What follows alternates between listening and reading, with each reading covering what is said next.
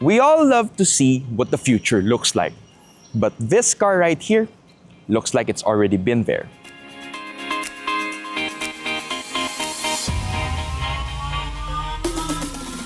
Hey guys, Jamil here from AutoIndustriya.com, and we're back at the warehouse. We're checking out the new Hyundai Kona Hybrid. But before anything else, please make sure to like and subscribe in our YouTube channel so you can follow us here at AutoIndustriya.com. 2025 has been somewhat a throwback year for Hyundai Motor Philippines because, well, they've been bringing back some models that have been offered here before, like the Elantra, for example, and the Venue, and also the Kona. It has been offered before, but it returns as a new generation model, and it now comes with a hybrid system. And this is actually the cheapest hybrid offering of Hyundai Motor Philippines in the country. So today we're gonna find out just how good the Hyundai Kona Hybrid is and what could be improved on this model. So come with me and let's take a look at the features of the Hyundai Kona Hybrid when it comes to the exterior. Let's begin with the front. You can see here, it's unlike anything else on the road. Hyundai has been very bold when it comes to the design of the Kona Hybrid. They have the light bar running across the entire width of the front. Then you have the separated projector LED headlights. Now, as the HEV Premium variant, you have 18-inch wheels with these two-tone finish. Very nice and very futuristic as well. Now, you have 170 millimeters of ground clearance. Don't quote us on that because we just measured it ourselves. We don't have the official spec sheet of the Hyundai Kona Hybrid when it comes to the ground clearance. The side mirrors, you also have these cameras right over here. As you could notice, the designer of the Hyundai Kona seems to have paid a lot of attention when it comes to the trigonometry class. Because take a look at this. These triangles, a lot of triangles on the side of this. You also have the roof rails right over here. This part is pretty similar to the Tucson, so maybe they came from the same design center in Hyundai over in Korea. Now, as for the rears, they have disc brakes as well with electronic parking brake and auto brake hold, so that's very good going forward for the Hyundai Kona. Now we've arrived at the back. Pretty similar treatment as well to the front because you have a light bar in here, separated tail lights, your reverse lights, then you have your parking sensors right over here, the Hyundai Kona right in the center.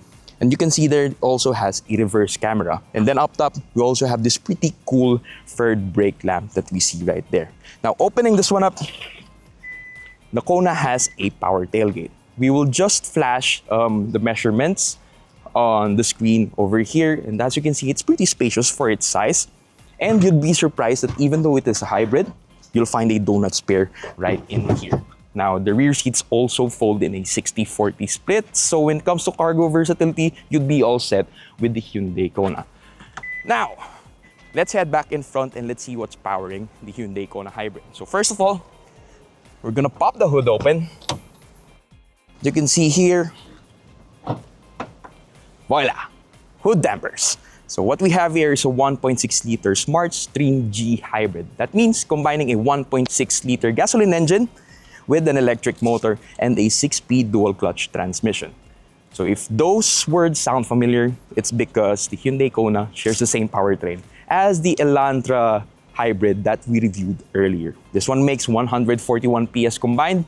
The ICE makes 144 Nm of torque, but the electric motor can make up to 264 Nm of torque. It's front-wheel drive, no all-wheel drive unfortunately, so how does it feel? We're gonna know in a bit later on. But first, let's check out the interior.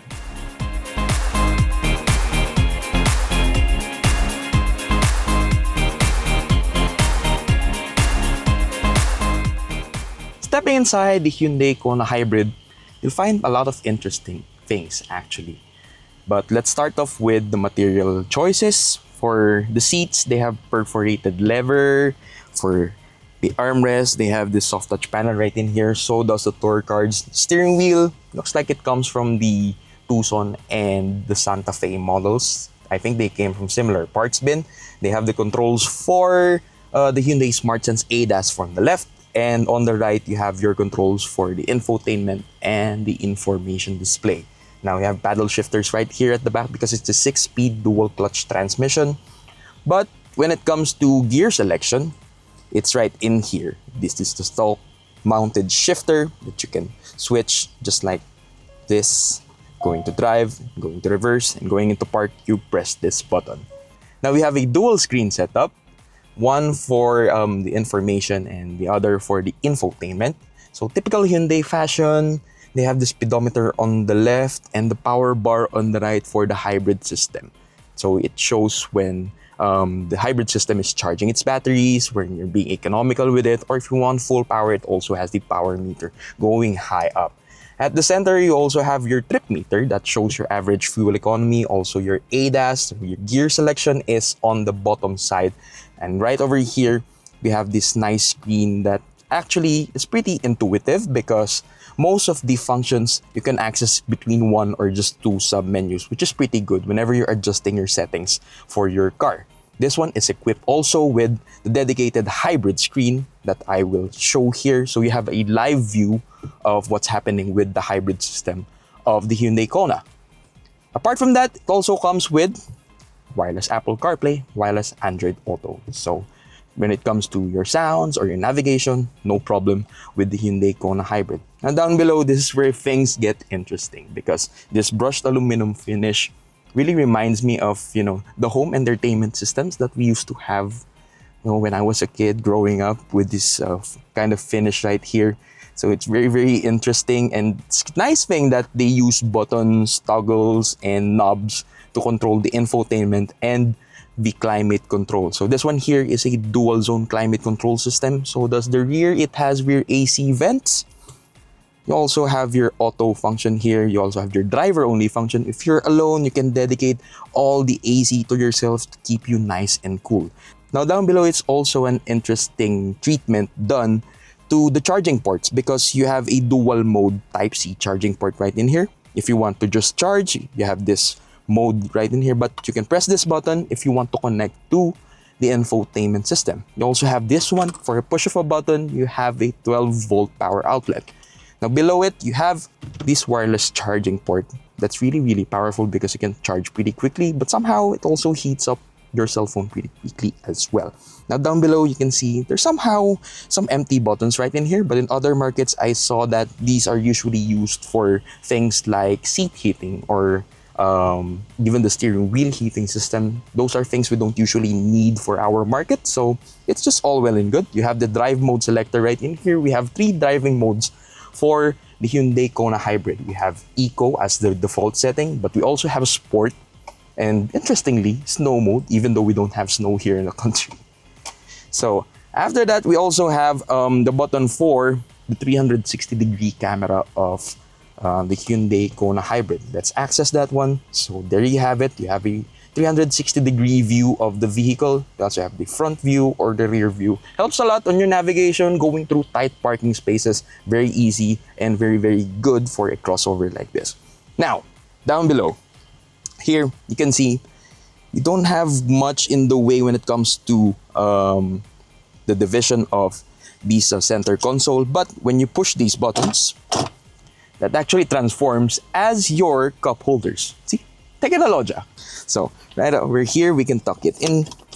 If you want to maximize the space, you can even pull this one up, pull this one further, and you see that's a very long storage shelf where you can place, even as big as a bagel. You can put it in here. So very, very good when it comes to utilization of space for the Hyundai Kona.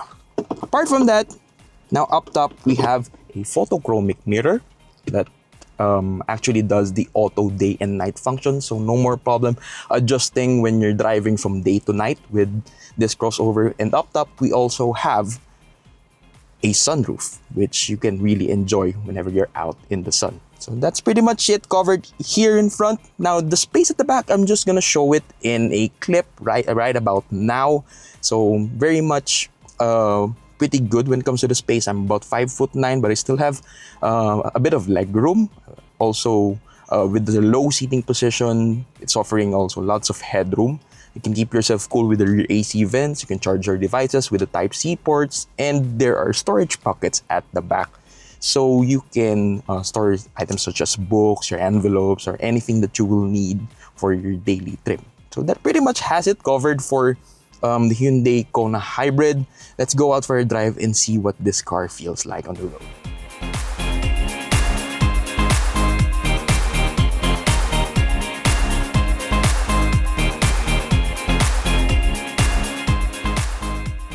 The Hyundai Kona, of course, is a hybrid. So I'm sure most of you guys would want to know immediately how fuel efficient it is.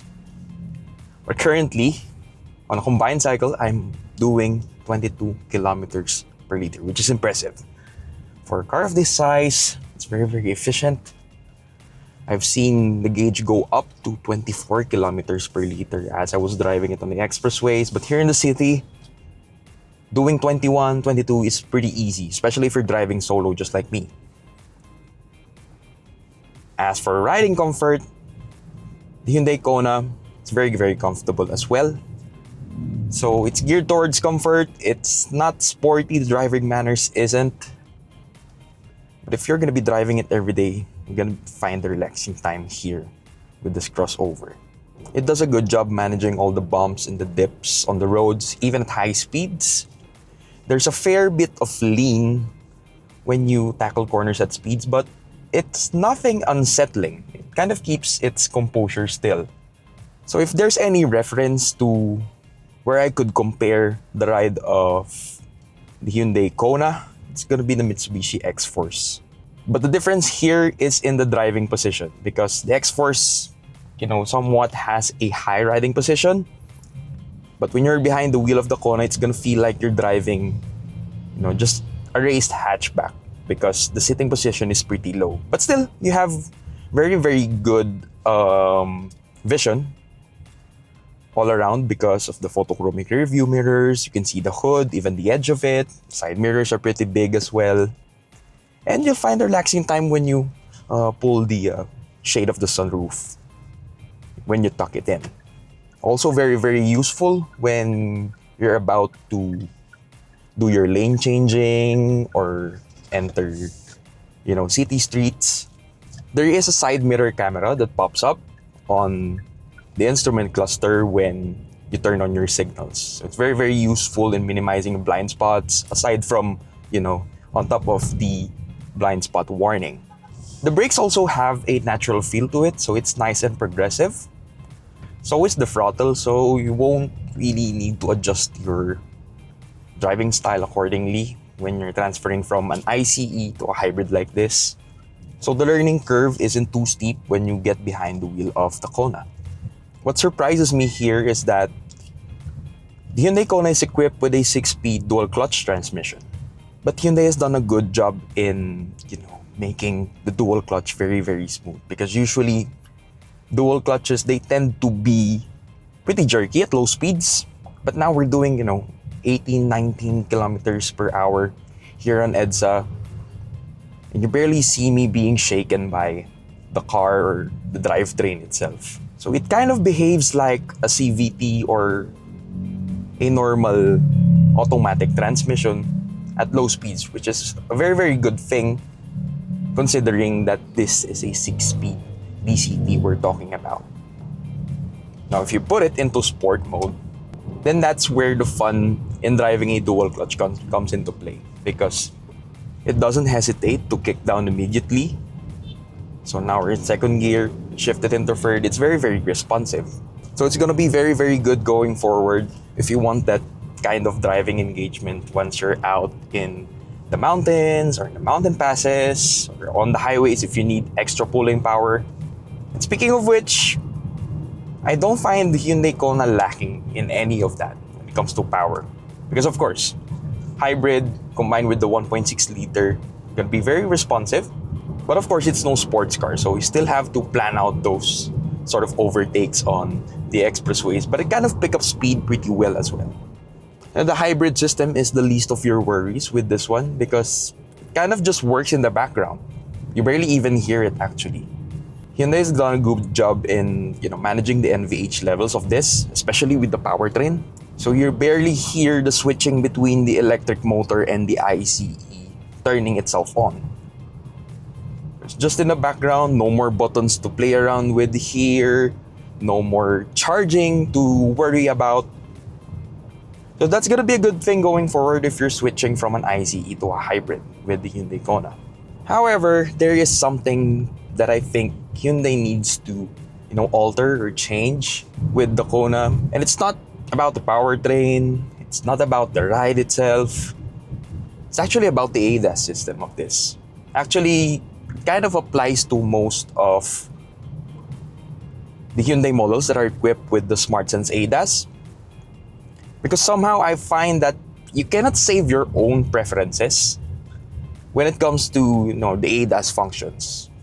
As for me, I like to turn off things like lane departure warning or lane keep function, because it kind of interferes with my natural way of driving.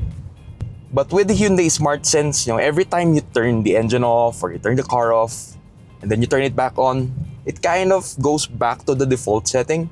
So every time you set off, you're gonna need to turn them back up again. So somehow that's an extra step that you have to do when you set off your driving in the early morning or every time you get inside the Hyundai Kona. So I do think they have to, some sort of work out a way that you can save your own preferences so you can eliminate that extra step whenever you drive. But other than that, the Hyundai Kona is pretty good, and I'm really having a great time behind the wheel of this. That being said, let's head back to the warehouse so we can wrap this thing up.